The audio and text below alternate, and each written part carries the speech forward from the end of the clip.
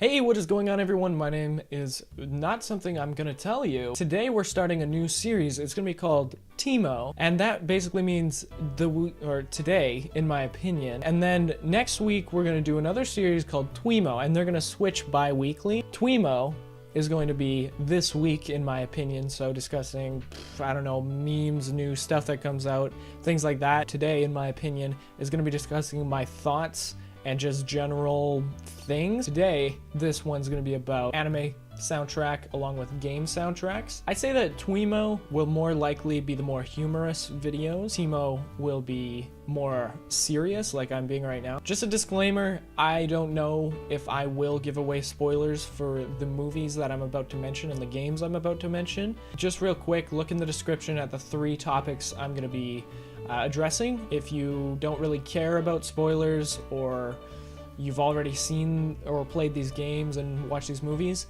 then don't hesitate to watch the rest of the video. Just a disclaimer. I wanted to start off first with Makoto Shinkai's Your Name. It came out in 2016. It's one of my favorite anime movies that I've ever watched. What really caught my attention about Shinkai's movie is that he hired a J-rock band called Radwimps. He wanted to do this to distinguish himself from Hayao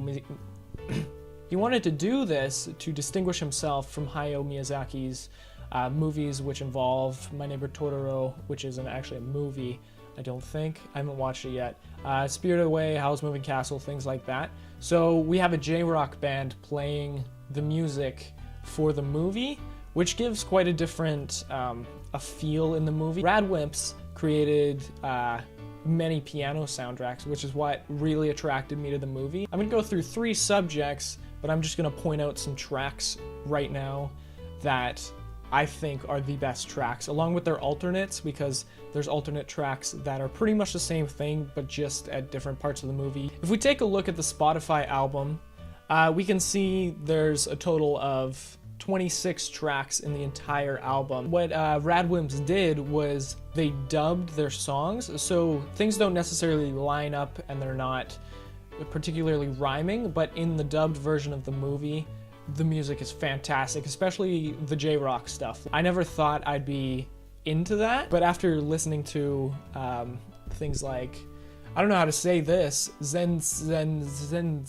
After listening to that, along with a few other them, like First View of Tokyo, it's increasingly becoming a more like, hell yeah kind of thing in my mind. What really makes this entire movie is, like I said, the piano soundtrack. One track that really gives me a shiver every single time. Now, I say it gives me a shiver because I've watched the movie. If you haven't watched the movie, you might not understand it a little more, but Theme of Mitsuha and its alternate, which is Date. They're basically the same tracks, it's just Date is a little jumpier and Theme of Mitsuha is a little toned down. As you get further into the movie, it becomes a little more serious. I would definitely say that is my favorite track out of the entire movie. Second up is Itamori High School. It's got its second alternate version, which happens later in the movie, which is Visit to Haida, which, like I said previously about Theme of Mitsuha, gets toned down as you go on further into the movie. The third song, surprisingly, aren't actually piano songs. It's Goshintai and Again to Goshintai. If you hear my dog barking, that's because people just walked into the house. Goshintai and Again to Goshintai are some of the most like emotionally trying songs you'll ever hear.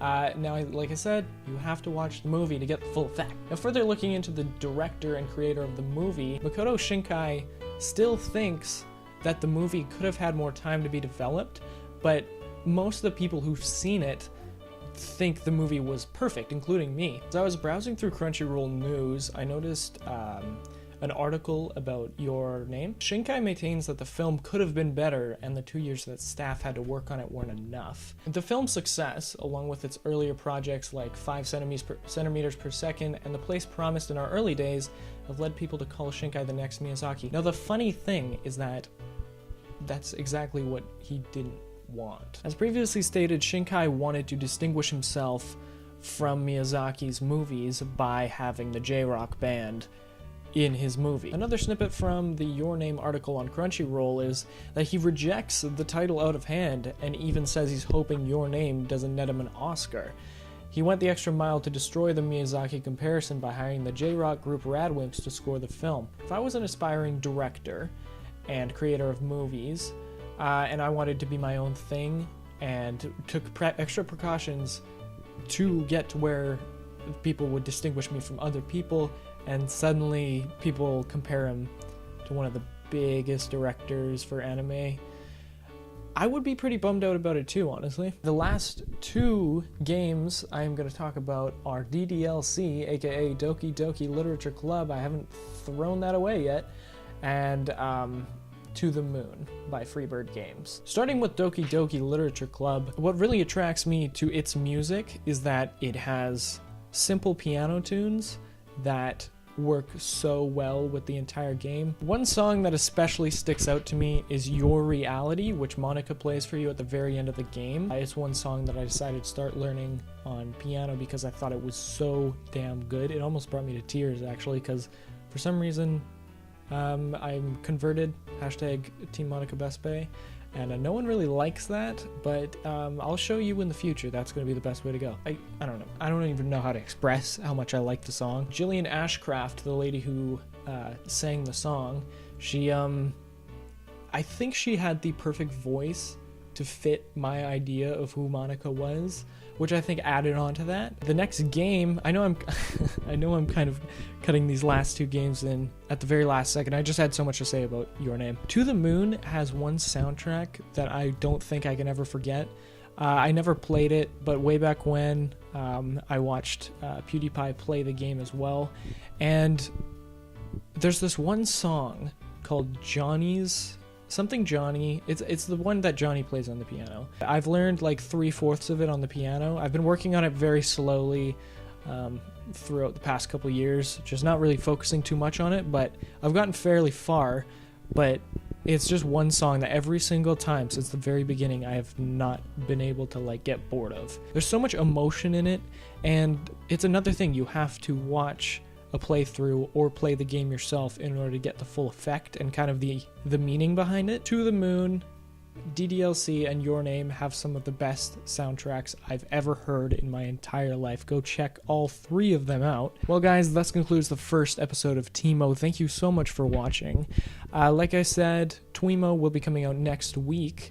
I think instead of the week, in my opinion, it's going to be 2 weeks in my opinion, just because bi-weekly, then I'm going to have 2 weeks worth of memes and bullcrap to follow up on. Thank you guys so much for the support. Leave a comment on the content and leave a comment and give me suggestions.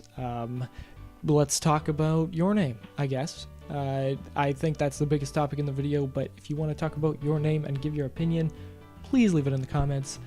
Like and subscribe. Thank you so much for watching, and I'll see you later.